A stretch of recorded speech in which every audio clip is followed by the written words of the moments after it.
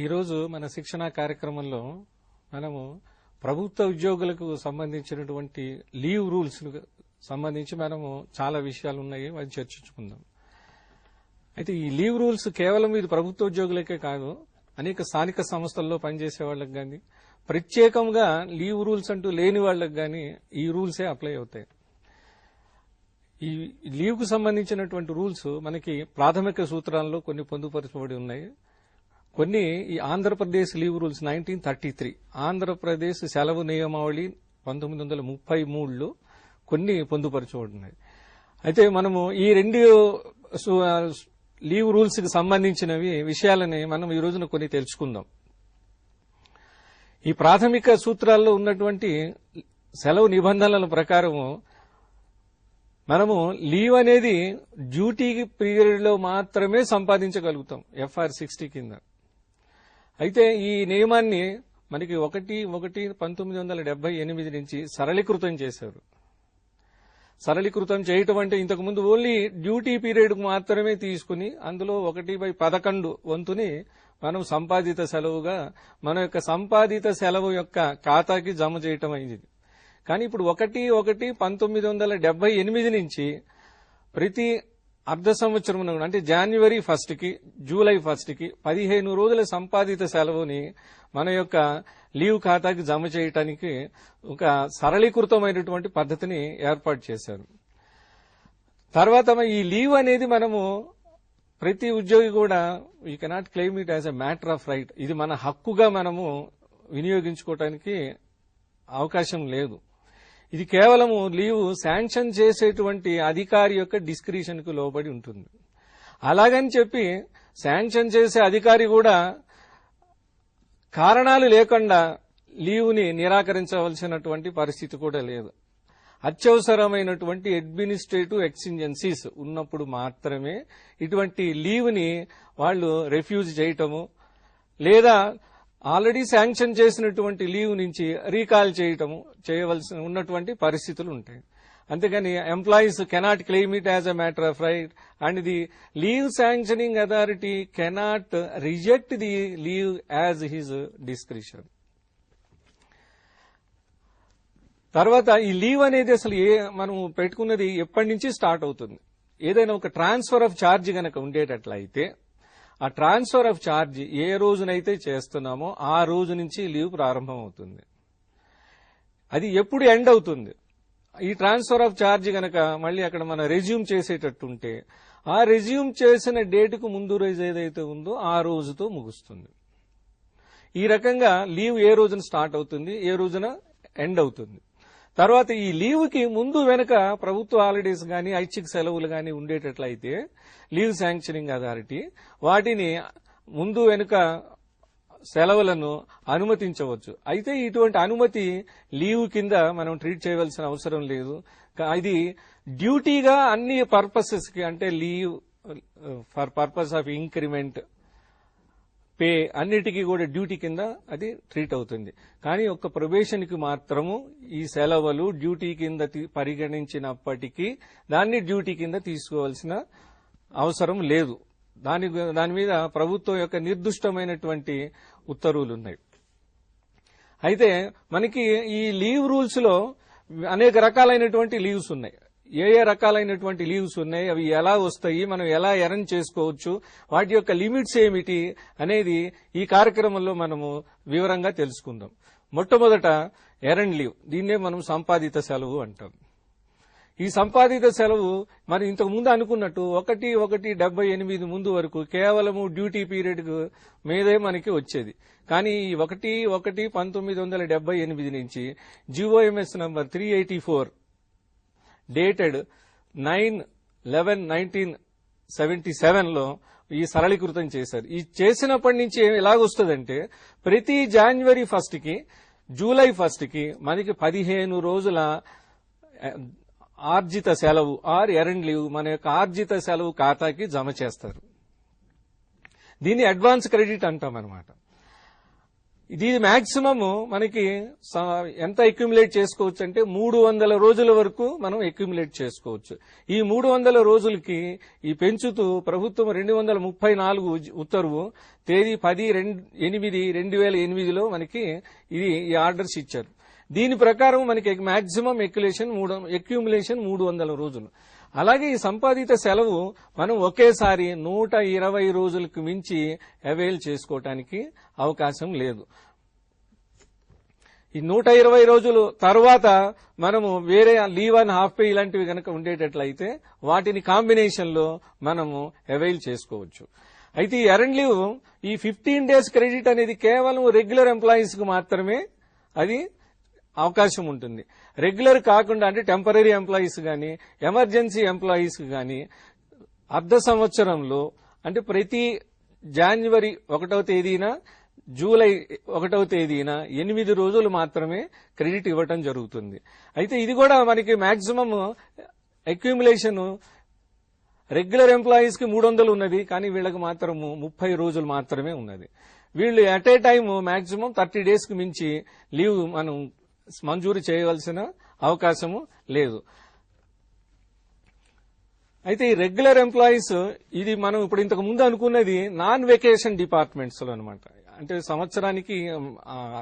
అర్ధ సంవత్సరానికి 15 రోజులు అంటే జనవరి 1వ తేదీన జూలై 1వ తేదీన 15 రోజులు క్రెడిట్ ఇవ్వటం అనేది నాన్ వెకేషన్ డిపార్ట్మెంట్ లో పనిచేసేటటువంటి రెగ్యులర్ ఎంప్లాయీస్ కి. ఇదే వెకేషన్ డిపార్ట్మెంట్ లో పనిచేసే ఎంప్లాయీస్ కి ఏంటంటే ఇలాగే అడ్వాన్స్ క్రెడిట్ ఇస్తాము జనవరి 1st కి జూలై 1st కి, కానీ 15 రోజులు మాత్రం కాదు, ఒక్కొక్క అర్ధ సంవత్సరానికి 3 రోజులు మాత్రం, అంటే సంవత్సరంలో 6 రోజులు మాత్రమే. అది కూడా regular employees working in vacation department. Vacation department లో అదర్స్ అంటే టెంపరరీ వాళ్ళు గాని ఎమర్జెన్సీ ఎంప్లాయీస్ గాని అయ్యేటట్లయితే 2 రోజులు ప్రతి అర్ధ సంవత్సరానికి అంటే జనవరి 1st కి జూలై 1st కి క్రెడిట్ ఇవ్వటం జరుగుతుంది. ఈ వెకేషన్ డిపార్ట్మెంట్ లో పనిచేసేటటువంటి రెగ్యులర్ ఎంప్లాయీస్ కి క్రెడిట్ మాక్సిమం క్రెడిట్ 300 రోజుల దాకా చేసుకోవచ్చు. వాళ్ళు కూడా ఎట్ ఏ టైం 120 రోజుల దాకా సంపాదిత సెలవుని ఎర్న్ లీవ్ ని వాళ్ళు వినియోగించుకోవచ్చు. అదే టెంపరరీ ఎంప్లాయీస్ గాని ఎమర్జెన్సీ ఎంప్లాయీస్ గాని వెకేషన్ డిపార్ట్మెంట్ లో పనిచేసే వాళ్ళకి కేవలం మాక్సిమం అక్యుములేషన్ 30 days ఉంటుంది. వాళ్ళు కూడా 30 రోజులకు మించి వాళ్ళు వినియోగించుకునేటువంటి అవకాశం లేదు. ఇప్పుడు ఈ వెకేషన్ డిపార్ట్మెంట్ లో అసలు ఈ వెకేషన్ అనేది ఏమిటి, ఈ డిపార్ట్మెంట్ వెకేషన్ డిపార్ట్మెంట్ గా మనం ఏ రకంగా గుర్తించవచ్చు? ఏదైనా ఒక సంవత్సరంలో 15 రోజులకు మించి వెకేషన్ గనక ఉండేటట్లయితే ఆ డిపార్ట్మెంట్ ని వెకేషన్ డిపార్ట్మెంట్ గా మనం గుర్తిస్తాం. అయితే ఈ వెకేషన్ డిపార్ట్మెంట్ లో కొంతమందిని అవసరమైనప్పుడు వాళ్ళని వెకేషన్ అవైల్ చేసుకోకుండా వాళ్ళని డ్యూటీ కోసం అని చెప్పేసి వాళ్ళని పిలుస్తూ ఉంటారు. అటువంటి వాళ్ళకి ఈ లీవ్ ఎర్న్ లీవ్ అనేది ఈ వెకేషన్ కి ప్రపోర్షనెట్ ఎంతైతే వాళ్ళు అవైల్ చేసుకోకుండా ఉన్నారో అంత ప్రపోర్షన్ లో వాళ్ళకి క్రెడిట్ ఇవ్వాల్సిన అవసరం ఉంటుంది. ఒకవేళ మొత్తం గనక వాళ్ళు వెకేషన్ అవైల్ చేసుకునేటట్లయితే కేవలము హాఫ్ ఇయర్ కి, రెగ్యులర్ ఎంప్లాయీస్ అయితే 3 రోజులు, అదర్ దాన్ రెగ్యులర్ ఎంప్లాయీస్ అయితే 2 రోజులు ప్రతి అర్ధ సంవత్సరానికి క్రెడిట్ ఇవ్వవలసిన అవసరం ఉంటుంది. ఈ అడ్వాన్స్ క్రెడిట్ ఇచ్చేటప్పుడు మనము ప్రీవియస్ హాఫ్ ఇయర్ లో అసాధారణ సెలవు ఈఓఎల్ గాని లేదా ఏదైనా అనాథకారికంగా ఉన్నటువంటి గైర్ హాజరుని గనక డైస్నాన్ గా గనక వాళ్ళు ట్రీట్ చేసి ఉన్నట్లయితే ఈఓఎల్ లో గాని ఆ డైస్నాన్ లో గాని 1/10వ వంతు ఎంతైతే అవైల్ చేసుకున్నారో అందులో 1/10వ వంతు మనం నెక్స్ట్ హాఫ్ ఇయర్ కి ఇచ్చేటువంటి క్రెడిట్ లో అది తగ్గించుకోవాలి. అంటే ఉదాహరణకి మనము ఇప్పుడు ఏప్రిల్ నెలలో ఉన్నాం. ఏప్రిల్ నెలలో ఉంటే మరి 1/1/2009 నాటికి 15 రోజులు క్రెడిట్ ఇవ్వాల్సి ఉంటుంది. ఈ 1/1/2009కి ముందున్నటువంటి హాఫ్ ఇయర్ లో ఒక 30 రోజులు గనక ఈఓఎల్ గాని లేదా డైస్నాన్ గాని ఇచ్చున్నట్లయితే 30 రోజుల్లో 10వ వంతు అంటే 3 రోజులు మనం ఈ 1/1/2009 నాటికి ఇచ్చే క్రెడిట్ లో 3 రోజులు తగ్గించి మిగిలినటువంటి 12 రోజులు ఆర్జిత సెలవు ఖాతాకి మనము జమ చేస్తాం. ఇదే గనక రెగ్యులర్ ఎంప్లాయీస్ గనక అయ్యేటట్లయితే middle of the half year గనక చేరితే, సపోజ్ సర్వీస్ కమిషన్ నుంచి ఒక క్యాండిడేట్ వచ్చారు, ఆయన middle of the half year లో చేరారు. ఆ చేరినప్పుడు వాళ్ళకి ఎలా లీవ్ క్రెడిట్ ఇవ్వవలసి ఉంటుంది? Every completed month of service 2.5 రోజులు మనం ఆర్జిత సెలవు ఇవ్వవలసి ఉంటుంది. అదే టెంపరరీ ఎంప్లాయీస్ గనక middle of the half year గనక సర్వీస్ లో చేరుంటే వాళ్ళకి ఏ రకంగా ఇవ్వాలి? ఫస్ట్ 2 months కి మాత్రం ఒక్కొక్క రోజు, తర్వాత నెలకి 2 రోజులు, అలాగే తర్వాత నెలకి ఒక్కొక్క రోజు చొప్పున ఇవ్వాల్సి ఉంటుంది. ఈ ఫ్రాక్షన్ ఆఫ్ ఏ మంత్ ఏదైనా ఉండేటంటే 15వ తారీఖున చేరారు ఏదైనా నెలలో, ఆ నెల పూర్తి కాలేదు కాబట్టి 2వ తారీఖు తర్వాత 31వ తారీఖు తర్వాత 36, 31 వరకు ఎప్పుడు జాయిన్ అయినా గానీ ఆ నెలకి ఎటువంటి సంపాదిత సెలవుగా మనము క్రెడిట్ ఇవ్వవలసిన అవసరం లేదు. అంటే ఒక చిన్న ఎగ్జాంపుల్ తీసుకుందాం. ఒక రెగ్యులర్ ఎంప్లాయీ 15/2/2007లో సర్వీసులో జాయిన్ అయిన అనుకుందాం. అయితే అతను కంప్లీట్ చేసినటువంటి నెలలు, సర్వీస్ కంప్లీట్ చేసేటువంటి మార్చి, ఏప్రిల్, మే, జూన్ అంటే 4 నెలలు వస్తాయి. 4 నెలలకి 2.5 రోజుల చొప్పున 10 రోజులు క్రెడిట్ ఇస్తాం. ఎప్పుడు 15/2/2007 అతను సర్వీసులో జాయిన్ అయినాడు కాబట్టి ఆ రోజుకి మనము నెలకి 4 నెలల పూర్తి చేసే సర్వీస్ అవుతుంది కాబట్టి 2.5 రోజుల చొప్పున 10 రోజుల సంపాదిత సెలవు అతని యొక్క లీవ్ అకౌంట్ కి మనం జమ చేయవలసి ఉంటుంది. ఇదే గనక తాత్కాలిక ఉద్యోగి గనక అయ్యేటట్లయితే, అదే ఎమర్జెన్సీ ఎంప్లాయీ గనక అయ్యేటట్లయితే అతను కూడా 15/2/2007 జాయిన్ అయినాడు. అతని కంప్లీటెడ్ మంత్స్ ఆఫ్ సర్వీస్ 4 నెలలు అంటే మార్చి, ఏప్రిల్, మే, జూన్. అంటే ఫిబ్రవరి 15 జాయిన్ అయినాడు కాబట్టి ఆ నెలలో పూర్తి సర్వీస్ లేదు కాబట్టి దాన్ని మనం ఇగ్నోర్ చేస్తాం. అయితే ఇక్కడ ఈ 4 నెలల్లో ఏ రకంగా మనం క్రెడిట్ ఇవ్వవలసి ఉంటుంది? మార్చి నెల 1 రోజు, ఏప్రిల్ నెల 1 రోజు, మే నెల 2 రోజులు, జూన్ 1 రోజు, మొత్తము 4 నెలలకి 5 రోజులు వస్తుంది. అంటే ఈ రెగ్యులర్ ఎంప్లాయీకి వచ్చేటప్పటికి 10 రోజులు క్రెడిట్ ఇస్తున్నాము, ఈ తాత్కాలిక ఎంప్లాయీకి 5 రోజులు ఇస్తున్నాము. వీళ్ళకి తేడా ఎందువల్ల వచ్చిందంటే రెగ్యులర్ ఎంప్లాయీస్ కి మనము హాఫ్ ఇయర్ కి 15 days ఇవ్వటం వల్ల ఈ తాత్కాలిక ఉద్యోగులకి హాఫ్ ఇయర్ కి 8 days మాత్రమే క్రెడిట్ ఇవ్వటం వల్ల ఈ రకమైనటువంటి తేడా వచ్చింది. కాబట్టి రెగ్యులర్ ఎంప్లాయీస్ కి 10 రోజులు వస్తే అందులో ఇక్కడ సగం వస్తుంది. ఈ ఎగ్జాంపుల్లో ఇద్దరు ఒకే డేట్ను తీసుకున్నాము కాబట్టి ఈ సగం వచ్చింది, కానీ ప్రతి కేసులో కూడా ఇలా రావాల్సిన అవసరం లేదు. కాబట్టి ఇది చేసేటప్పుడు మాత్రం ఇది యాక్యురేట్ గా రెగ్యులర్ ఎంప్లాయీస్ కి 2.5 రోజులు పూర్తి చేసినటువంటి నెల సర్వీస్ కి, టెంపరరీ ఎంప్లాయీస్ కి మొదటి నెల 1 రోజు, రెండవ నెల 1 రోజు, మూడవ నెల 2 రోజుల చొప్పున, తర్వాత నెలలకి ఒక్కొక్క రోజు చొప్పున మనం క్యాలిక్యులేట్ చేసి జమ చేయవలసి ఉంటుంది. అయితే ఇదే పద్ధతి రిటైర్ అయినప్పుడు కూడా మనము అనుసరించవలసి ఉంటుంది. అంటే ఫర్ ఎగ్జాంపుల్ మే 31 రిటైర్ అవుతున్నాడు అనుకోండి ఒక రెగ్యులర్ ఎంప్లాయీ. అంటే ఆ హాఫ్ ఇయర్ లో 5 సంవత్సరాల 5 నెలల సర్వీస్ మాత్రమే చేస్తున్నాడు ఆ హాఫ్ ఇయర్ లో. అంటే మనకి జూన్ వరకు ఉన్నటువంటి హాఫ్ ఇయర్ లో మే 31 రిటైర్ అవుతున్నాడు కాబట్టి 5 నెలలకి 2.5 రోజుల చొప్పున 5 × 2.5 12.5 అంటే 13 రోజులు మాత్రం క్రెడిట్ ఇవ్వాల్సి ఉంటుంది. ఇదే తాత్కాలిక ఉద్యోగులు జనరల్ గా ఇంత సర్వీస్ ఉన్న వాళ్ళు తాత్కాలిక సర్వీసులోనే రిటైర్ అయ్యే పరిస్థితి రాదు కాబట్టి, వాళ్ళకి రెగ్యులరైజ్ అవుతుంది కాబట్టి మనం ఇది అనుసరించవలసిన అవసరం లేదు. ఒకవేళ అటువంటి పరిస్థితి కనుక వచ్చేటట్లయితే జనవరి, ఫిబ్రవరి, మార్చ్ 1, 1, 2, ఏప్రిల్ అండ్ మే 1, 1, 4, 2, 2 6 రోజులు మనం క్రెడిట్ ఇవ్వవలసి ఉంటుంది. కాబట్టి రిటైర్మెంట్ అయినప్పుడు కూడా ఇదే పద్ధతిలో మనము సంపాదిత సెలవు జమ చేయవలసి ఉంటుంది. ఈ రకంగా ఈ సంపాదిత సెలవుకు సంబంధించినటువంటి పద్ధతి ఏ రకంగా మనం క్రెడిట్ చేస్తామో అది ఏ రకంగా వినియోగించుకోవాలి అనేటువంటిది. ఈ సంపాదిత సెలవు సొంత పనుల మీద గాని లేదా వైద్యుని ధృవపత్రంపై గాని అంటే మెడికల్ గ్రౌండ్స్ మీద కూడా ఇది మంజూరు చేయవచ్చు. కానీ మెడికల్ గ్రౌండ్స్ మీద మంజూరు చేయవలసి వచ్చినప్పుడు వైద్యుని ధృవపత్రం మాత్రము తప్పకుండా దాన్ని తీసుకునవలసి ఉంటుంది. ఇది సంపాదిత సెలవు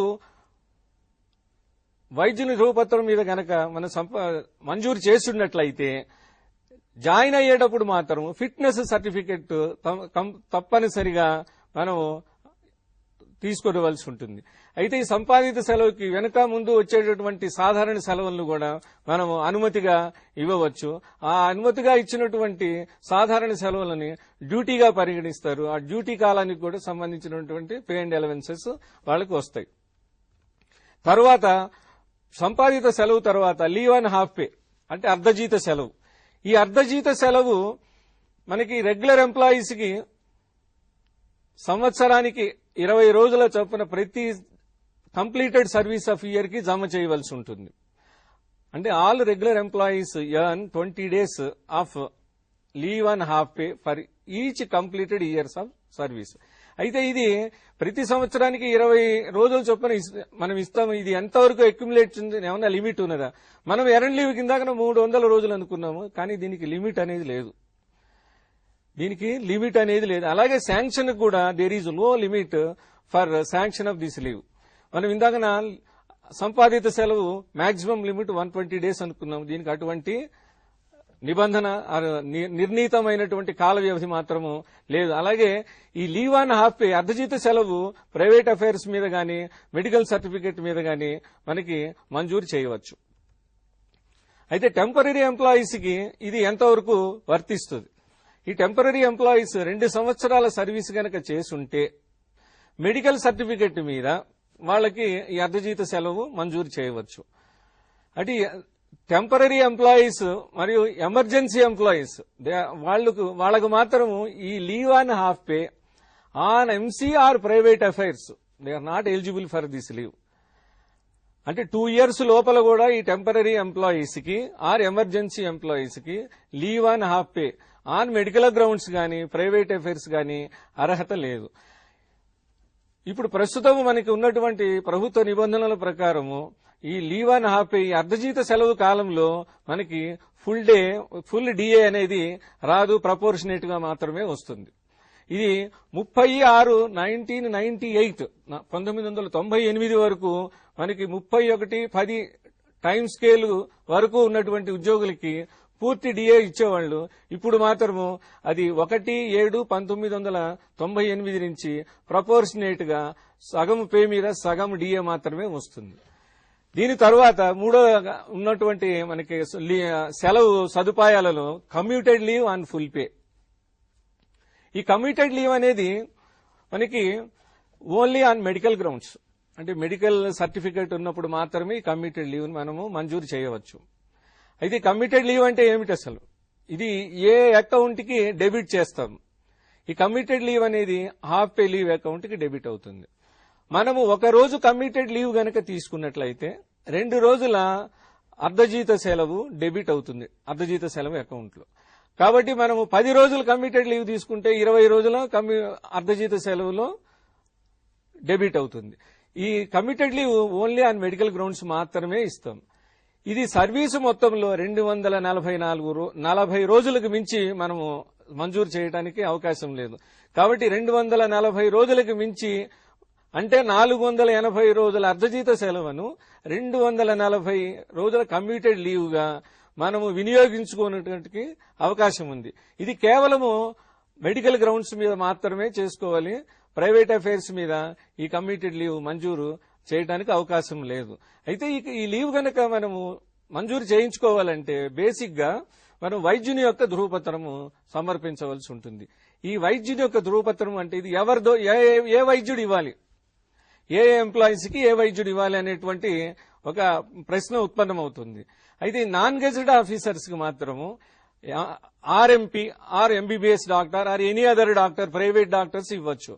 కానీ గెజెటెడ్ ఆఫీసర్స్ కు మాత్రము ఏ లీవ్ అయినా సరే మెడికల్ గ్రౌండ్స్ మీద వాళ్ళు వినియోగించుకోవాలనుకునేటట్లయితే కనీసము సివిల్ సర్జన్ హోదాలో ఉన్నటువంటి మెడికల్ ఆఫీసర్ ఇచ్చినటువంటి సర్టిఫికెట్ మాత్రమే చెల్లుతుంది. మామూలుగా ఉన్నటువంటి ఎంబీబీఎస్లు గాని ఎండీలు గాని ప్రైవేట్ డాక్టర్స్ వాళ్ళు ఇచ్చినటువంటిది చెల్లదు. కాబట్టి minimum medical officer in the category of civil surgeon మాత్రమే ఇవ్వాలి. అయితే ఇది మనం 240 రోజులకి మించి కమ్యూటెడ్ లీవ్ మొత్తం సర్వీసులో చేసుకోవడానికి లేదు. ఈ కమ్యూటెడ్ లీవ్ ఎర్న్ లీవ్ తో గాని అసాధారణ లీవ్ తో గాని కూడా మనం ఇది కంబైన్ చేసుకుని మనం మంజూరు చేయించుకోవచ్చు. తర్వాత ఉన్నటువంటి మనకి లీవ్ సదుపాయాలు ఇంకోటి leave not due on medical certificate only. మనం ఇంతవరకు తెలుసుకునేది ఏంటంటే మనకు డ్యూ ఉన్నటువంటి లీవ్ నాట్ డ్యూ. ఇప్పటి వరకు ఏంటంటే మన సంపాదిత సెలవు గాని, అర్ధజీత సెలవు గాని, కమ్యూటెడ్ లీవ్ గాని కేవలము మనకి లీవ్ అకౌంట్ లో ఎంతైతే జమ ఉన్నదో ఆ జమ వరకు మాత్రమే వినియోగించుకోగలం. కానీ ఈ లీవ్ నాట్ డ్యూ అనేది మనం ముందు సర్వీసులో మనకు జమ కాబోయేటటువంటి లీవ్ని ముందుగానే అవైల్ చేసుకోవటం. మనము ముందు సర్వీస్ కి ఎంతైతే మనకి లీవ్ జమ అవుతుందో ఆ లీవ్ని ఇప్పుడే మనం వినియోగించుకోవటం. అయితే ఇది సంపాదిత సెలవుని లీవ్ నాట్ డ్యూగా మనం చేసుకోవడానికి లేదు. Only leave and half pay అర్ధజీత సెలవుని మాత్రమే మనము లీవ్ నాట్ డ్యూ కింద మెడికల్ సర్టిఫికెట్, అది కూడా మెడికల్ సర్టిఫికెట్ మీద, అంటే ఏదైనా అనారోగ్య కారణాల పైన మాత్రమే ఈ లీవ్ నాట్ డ్యూని మనం వినియోగించుకోవాల్సి ఉంటుంది. అయితే దీనికి ఏమైనా లిమిట్ ఉన్నదా? 180 రోజులకు మించి మొత్తం మన సర్వీసులో లీవ్ నాట్ డ్యూ మనం వినియోగించుకోలేం. ఇది మన యొక్క leave and half pay account ఉంటుంది, అర్ధజీత సెలవు అకౌంట్ కి అందులో డెబిట్ అవుతుంది. అయితే ఈ లీవ్ శాంక్షన్ అయిన తర్వాత ఇప్పుడు మనకి లీవ్ నాట్ డ్యూ అప్లై చేసుకున్నాం మెడికల్ గ్రౌండ్స్ మీద, లీవ్ శాంక్షన్ అయింది, మనం లీవ్ వినియోగించుకుంటూ ఉన్నాము. అయిన తర్వాత వాలంటరీగా మనం రిటైర్మెంట్ తీసుకోవాలనుకున్నాం లేదా రిజైన్ చేసుకోవాలనుకున్నాం. ఈ చేసుకునేటప్పుడు మనము ఈ ఆల్రెడీ మనకు ఫ్యూచర్ సర్వీసులో ఉన్నటువంటి లీవ్ ముందుగానే అవైల్ చేసుకున్నాం. వాలంటరీ రిటైర్మెంట్ గాని రిజైన్ గాని చేసినప్పుడు ఆ రోజు వరకు ఎంతైతే లీవ్ వైప్ ఆఫ్ అవుతుందో అయిపోగా మిగిలినటువంటి లీవ్ కి ఇచ్చినటువంటి పే అండ్ అలవెన్సెస్ ఉంటాయి కదా, వాటిని రికవరీ చేయవలసిన అవసరం ఉంటుంది. ఒకవేళ గనక ఇది వాలంటరీ రిటైర్మెంట్ కాకుండా, రిజిగ్నేషన్ కాకుండా మెడికల్ ఇన్వాలిడేషన్ రిటైర్మెంట్ కనుక అయ్యేటట్లుంటే, లేదా మనిషి ఈ లీవ్ లో ఉండి చనిపోయినప్పుడు గాని లేదా కంపల్సరీగా రిటైర్ అయినప్పుడు గాని, ఇటువంటి పరిస్థితుల్లో వైప్ ఆఫ్ అవ్వనటువంటి ఈ లీవ్ నాట్ డ్యూకి చెల్లించినటువంటి జీతభత్యాలు మనం రికవరీ చేయవలసిన అవసరం లేదు. అయితే ఈ లీవ్ నాట్ డ్యూ శాంక్షన్ చేసేటప్పుడు ఇంకొక కండిషన్ ఏంటంటే, మనం ఎంతైతే అతనికి లీవ్ శాంక్షన్ చేస్తున్నామో ఆ లీవ్ ఫ్యూచర్ లో అక్యూములేట్ చేసేటటువంటి సర్వీస్ అతనికి ఉందా లేదా అనేటువంటిది నిర్ధారణ చేసుకోవాలి. చేసుకున్న తరువాతే ఈ సంబంధమైనటువంటి లీవ్ ని మనము శాంక్షన్ కోరవచ్చు, వాళ్ళు కాంపిటెంట్ అథారిటీ కూడా శాంక్షన్ చేయవచ్చు. దీని తర్వాత ఇంకొక లీవ్ ఏంటంటే full pay during half pay leave. ఇదేంటంటే మన అర్ధజీత సెలవు మనకి మంజూరు అవుతుంది, అర్ధజీత సెలవులోనే అది డెబిట్ అవుతుంది, కానీ జీతం మాత్రము మనకి ఫుల్ పే అండ్ అలవెన్స్ వస్తాయి. ఇది కేవలము మెడికల్ సర్టిఫికెట్ మీదే ఇస్తారు. అది కూడా ఈ అన్ని రకాలైనటువంటి వ్యాధులకు గాని జబ్బులకి కాదు, కేవలము leprosy, tuberculosis, cancer, heart ailments, mental illness మరియు రీనల్ ఫెయిల్యూర్ అంటే కిడ్నీ ఫెయిల్యూర్, ఇలాంటివంటి కేసుల్లో సర్వీసు మొత్తంలో 6 నెలలకు మించకుండా దీనికి శాంక్షన్ పొందవచ్చు. అంటే మనకి లీవ్ అండ్ హాఫ్ పేనే శాంక్షన్ అవుతుంది, జీతం మాత్రము మనకు ఫుల్ పే అండ్ అలవెన్స్ వస్తాయి. ఇది 6 నెలలకు మించకుండా మనము శాంక్షన్ పొందవచ్చు.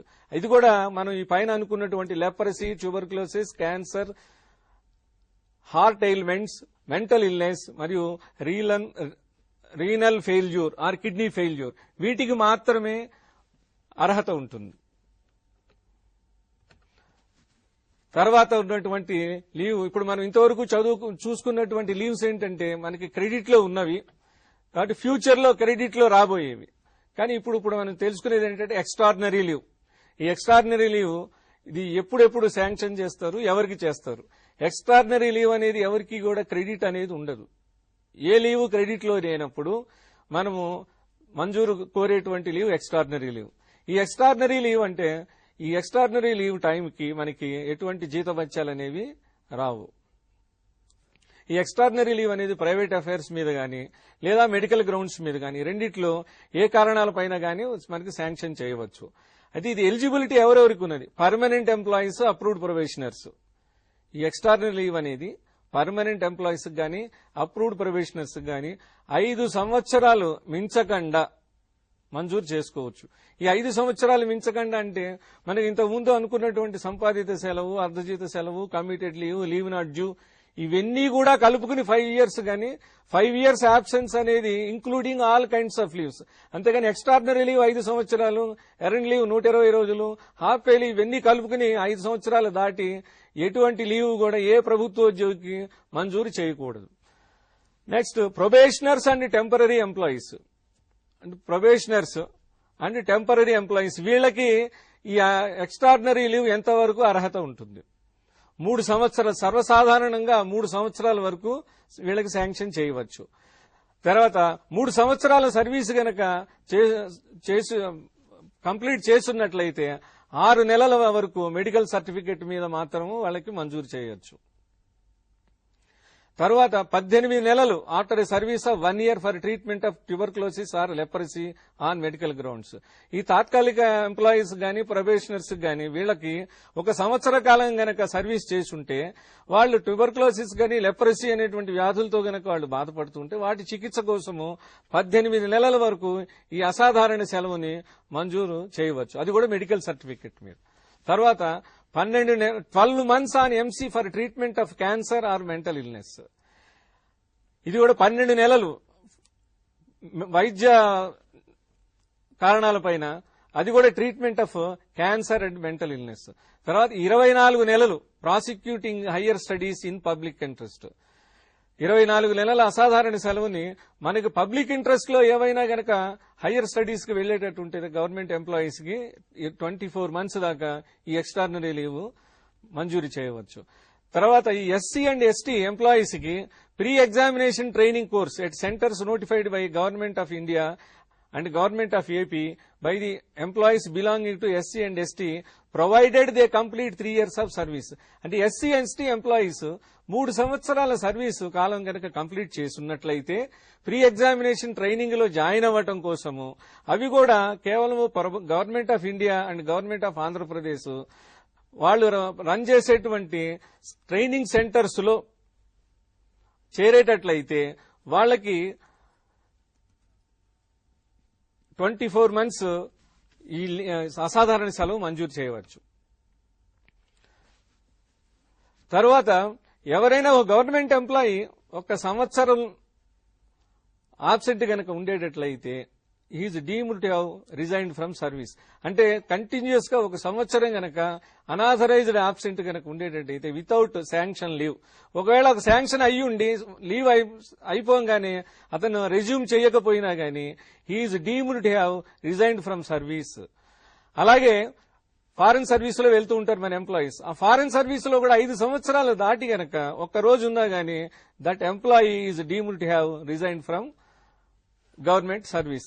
కాబట్టి ఫారెన్ సర్వీస్ లో ఉన్నటువంటి ఎంప్లాయీస్ 5 సంవత్సరాలు పూర్తి అవుతున్నాయంటే వాళ్ళు వాళ్ళ యొక్క అపాయింటింగ్ అథారిటీస్ కి ఒక అప్లికేషన్ పెట్టుకుని ఇమ్మీడియట్ గా రిపాట్రియేషన్ తెచ్చుకుని వాళ్ళ యొక్క సొంత డిపార్ట్మెంట్లకి పోయి జాయిన్ అవ్వాల్సిన అవసరం ఉంటుంది. లేకపోయేటట్లయితే వాళ్ళు రిజైన్ చేసినట్టుగా భావించి ఏదో ఒక షోకాజ్ నోటీస్ ఇచ్చి వాళ్ళని ఉద్యోగం నుంచి బర్తరఫ్ చేసేటువంటి అవకాశం ఉంటుందండి.